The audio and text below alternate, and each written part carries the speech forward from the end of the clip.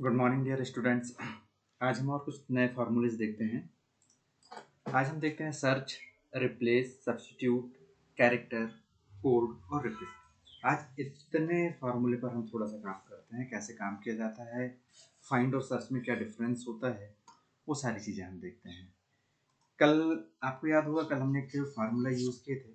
Find क्या करता था, यह किसी कैरेक्टर को सर्च करता था कि कोई कैरेक्टर किस जगह पर लिखा हुआ है और उसको उसका नंबर हमको ये ढूंढ करके बताता था। हम उसमें करते थे जैसे इक्वल टू फाइंड। कल हमने कमांड यूज कर लिए थे। उसके बाद में हम बता देते थे कौन सा शब्द हमको ढूंढना है, कौन सा कैरेक्टर हमको ढूंढना है। सपोज मैंने यहाँ पर एस सर्च करना था, एस स्मॉल में है और मैंने कैपिटल में कर दिया, कॉमा दिए। कॉमा देने के बाद में हमने इसको क्या बता दिया, उस सेल का एड्रेस दे देते थे। तो कौन सा सेल का एड्रेस है, A3। ब्रैकेट क्लोज करके एंटर किए तो ये गलत देता था। गलत क्यों देता था, क्योंकि यहाँ पर एस जो है वो कैसा है, स्मॉल लेटर में है और मैंने कैसा लिख दिया यहाँ पर, कैपिटल लेटर में। यदि मैं इसको स्मॉल में करता हूँ तो ये बता देता है कि 5वें नंबर पर है। ठीक इसी के जैसे एक और कमांड होती है, एक फार्मूला और होता है जिसमें हम बोलते हैं सर्च। सर्च का काम ये होता है कि ये कैच सेंसिटिव नहीं होता। मतलब यदि आपने किसी कैरेक्टर को स्मॉल लिखा है और कैपिटल में सर्च कर रहे हैं, कैपिटल लिखा है और स्मॉल में सर्च कर रहे हैं, तो ये उसे ढूंढ करके बता देता है।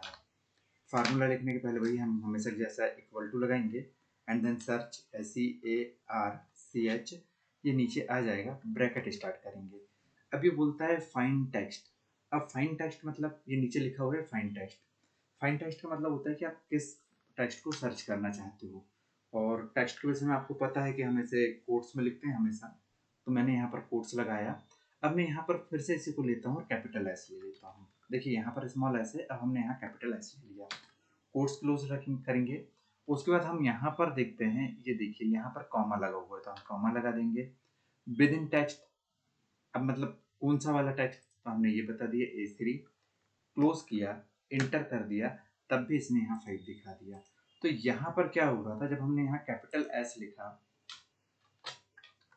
तो कैपिटल एस पे सर्च नहीं कर पा रहा था, जबकि यहाँ पर ये कैपिटल एस को सर्च कर ले रहा है। तो सर्च कमांड जो होता है वह कैच सेंसिटिव नहीं होता है। आप इसमें कोई भी चीज़ यूज़ करोगे तो डायरेक्ट आप लिख लो, वह सर्च करके दिखा देगा। सेकंड आता है रिप्लेस।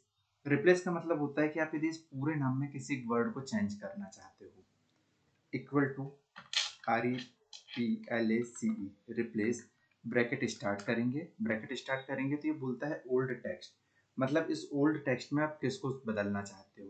तो हमने यहाँ पर एक एड्रेस दे दिया कि हम इस एड्रेस से किसी चीज़ को लेना चाहते हैं। कॉमा दिए। कॉमा देने के बाद में हम यहाँ पर बताते हैं, देखिए स्टार्ट नंबर। तो स्टार्ट नंबर मतलब वो कहाँ से काउंट करेगा, 1 2 3। मैंने लिखा कि ई के बाद का बदल जाए, तो हम यहाँ पर क्या लिखेंगे, 3 लिखेंगे। तीसरे नंबर से चेंज करना है, कॉमा। कितने कैरेक्टर चेंज करना है, 2 कैरेक्टर चेंज करना है, तो यहाँ लिख दिए 2। सबसे पहले हमने वो सेल दिए यहाँ पर कि किस सेल को बदलना है, किस कैरेक्टर से स्टार्ट करना है। तीसरे नंबर से RITT से स्टार्ट करेगा, 2 कैरेक्टर बदल देगा। फिर कॉमा, यहाँ कॉमा आ रहा है, ये कॉमा दे दिया हमने। फिर बोल रहा है न्यू टेक्स्ट, क्या होगा, नया टेक्स्ट हम यहाँ पर जो देंगे वो टेक्स्ट क्या होगा। तो मैंने लिख दिया डबल चैट। हमने कोट्स को क्लोज किया, ब्रैकेट को क्लोज किया, इंटर कर दिया। अब देखिए यहाँ पर TE और E आया था, इन दोनों के स्थान पर क्या आ गया, डबल जेड।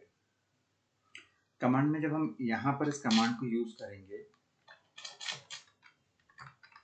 रिप्लेस, जैसे ब्रैकेट स्टार्ट करते हैं, देखिए यहाँ पर नीचे फार्मूला कैसे दिया जाता है, उसकी टर्म्स दी होती है।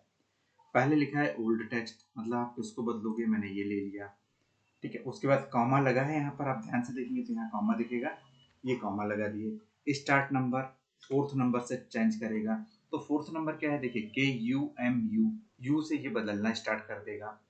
फिर क्या देंगे हम, कॉमा। कॉमा के बाद में नंबर ऑफ कैरेक्टर, कितने कैरेक्टर बदलने, 3 कैरेक्टर बदलने हैं। फिर कॉमा। फिर उसके बाद में जब भी हम इसको सेपरेट करेंगे तो सेपरेट करने के लिए हम टर्म्स लगाते हैं, वो कहलाता है कॉमा।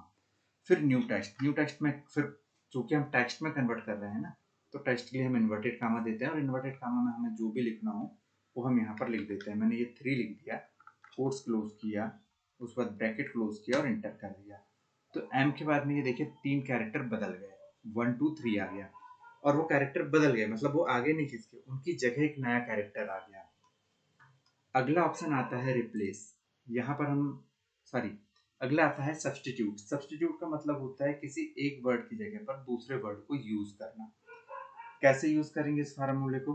वही तरीका होगा हमारा, पहले इक्वल टू, फिर हम लिखेंगे सब्स्टिट्यूट। सब्स्टिट्यूट आप यहाँ से ले लीजिए, यहाँ पर क्लिक करेंगे तो भी आ जाएगा। सब्स्टिट्यूट लेने के बाद में हम ब्रैकेट स्टार्ट करेंगे। ये बोल रहा है टेक्स्ट। टेक्स्ट मतलब अब यहाँ पर क्या आएगा कि आप किस सेल के टेक्स्ट को बदलना चाहते हो। मैंने लिख दिया यहाँ पर ये वाला, कॉमा। देखिए इसके बाद में आ रहा है कामा। ओल्ड टेक्स्ट क्या है? अब यदि ओल्ड टेक्स्ट है तो हम इसको कोट्स में देंगे। न्यूमेरिक वैल्यू है तो भी हम कोट्स में देंगे, क्योंकि वो सबको टेक्स्ट के जैसे लेकर के चलता है। अब यहाँ लिखा है जावरिया, JAWARIA, कोट्स क्लोज किया, कॉमा लगाया। अब देखिए ये क्या बोल रहा है कि न्यू टेक्स्ट। अब यहाँ पर नया टेक्स्ट आप क्या देना चाहते हो, फिर से हम इन्वर्टेड कामा में लिखेंगे और हम यहाँ लिख देते हैं प्रसाद, PRASAD, प्रसाद। कोट्स को क्लोज किया, ब्रैकेट को क्लोज किया, इंटर कर दिया।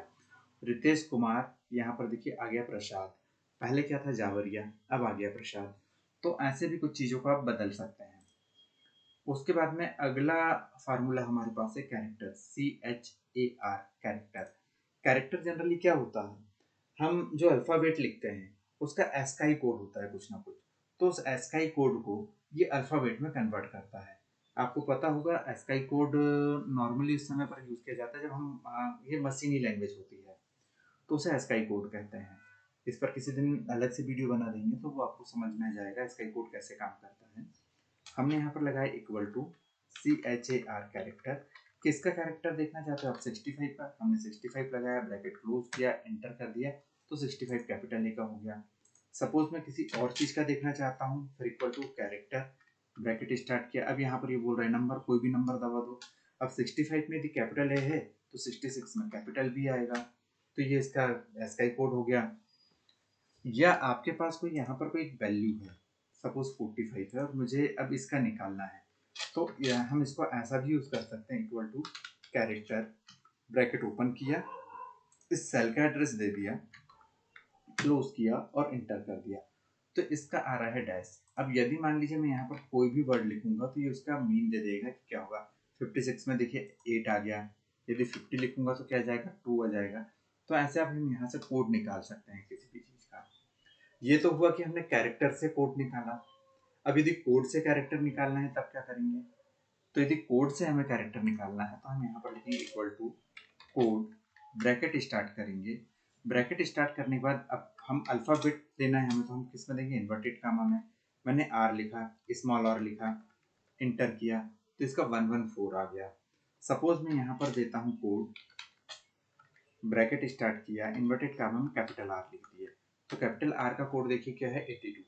ऐसे हर एक वर्ड के लिए हमारे पास में कोड अलग होगा। डैश के लिए निकालना है आपको, पॉइंट्स के लिए निकालना है, तो इन सारी चीज़ों को हम निकाल सकते हैं। एक और तरीका यहाँ पर यह भी होगा कि यदि मान लीजिए आपने यहाँ कोई वर्ड लिखा Z और मैं इसको अब सेल एड्रेस पे निकालना चाहता हूँ, equal to code, bracket start करेंगे और डायरेक्ट हम इसका एड्रेस दे देंगे, कोड क्लोज करके इंटर कर देंगे, तो उसका 122 आ गया। तो ऐसे हमने इसका एक और निकाल लिया।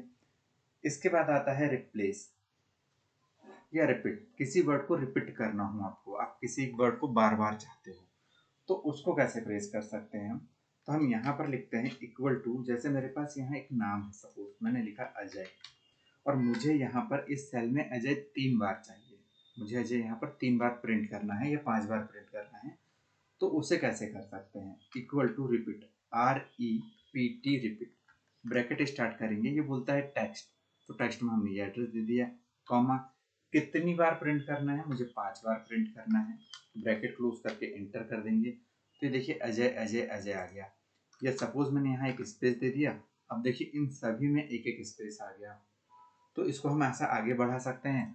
या एक और तरीका होता है इसी कमांड को यूज करने का, equal to REPT, repeat, bracket start करेंगे और यहाँ पर मैंने कोई वर्ड लिख दिया, प्रकाश, ब्रैकेट क्लोज किया, कॉमा लगाया, मुझे ये 3 बार चाहिए, inverted comma close, sorry, bracket close करके इंटर कर दिया, तो देखिए प्रकाश यहाँ पर 3 बार आ गया। आप ऐसे किसी भी वर्ड को कितनी भी बार प्रिंट कर सकते हैं। कमांड देना है सिर्फ REPT, ब्रैकेट में यहाँ पर हम इन्वर्टेड कामा में लिख देंगे किसी भी चीज़ का नाम, और यहाँ पर इस इन्वर्टेड कामा के पहले यहाँ पर हम एक स्पेस दे देते हैं। अब ये स्पेस देती है तो ये क्या करेगा, हर एक चीज़ के बाद में उसको काउंट करेगा। 3 ब्रैकेट क्लोज करके एंटर किए तो देखिए यहाँ पर ये हर एक चीज़ के बाद में एक स्पेस ले रहा है। इसी जैसे कुछ कमांड्स और आती है हमारे पास में, जैसे एक इफ कंडीशन आती है। यदि मैंने यहाँ लिखा स्कोर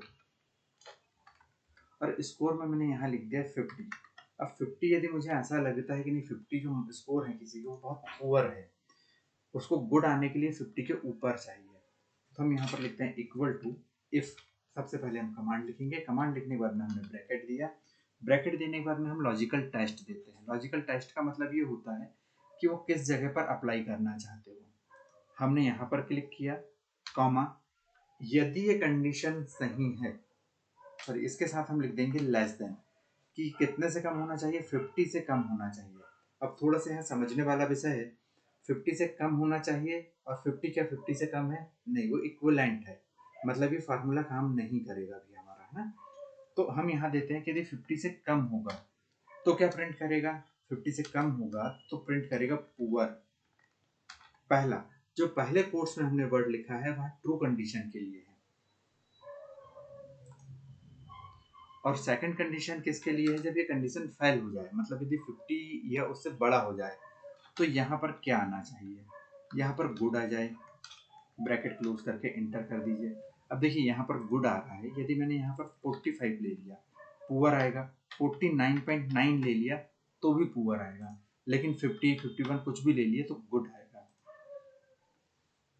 अब यहाँ फार्मूला क्या यूज हुआ था कि यदि A27, ये A नंबर का कॉलम है, 27 नंबर की रो है, यहाँ पर था 27 नंबर की रो है, यदि वो लेस देन होता है 50, वह कम होता है 50 से, तो क्या प्रिंट करेगा, पुअर प्रिंट करेगा। मतलब यदि ये कंडीशन सही होगी तो वो पुअर प्रिंट करेगा, और यदि ये कंडीशन गलत होगी तो इसके बाद जो मैसेज होगा उस मैसेज को ये प्रिंट करेगा। यहाँ पर देखिए लिखा है वैल्यू इफ ट्रू, यदि कंडीशन आपकी सही है तो इसको प्रिंट करेगा। वैल्यू इफ फॉल्स, यदि आपकी कंडीशन गलत है तो इस सेकंड वाले विकल्प को प्रिंट करेगा। सेकंड, अब यदि हम यहाँ पर देखते हैं परसेंटेज, अब परसेंटेज कितना होना चाहिए, 32 होगा तो क्या होगा, बच्चा फेल हो जाएगा। अब हम यहाँ पर एक बार फार्मूला लगा करके देखते हैं।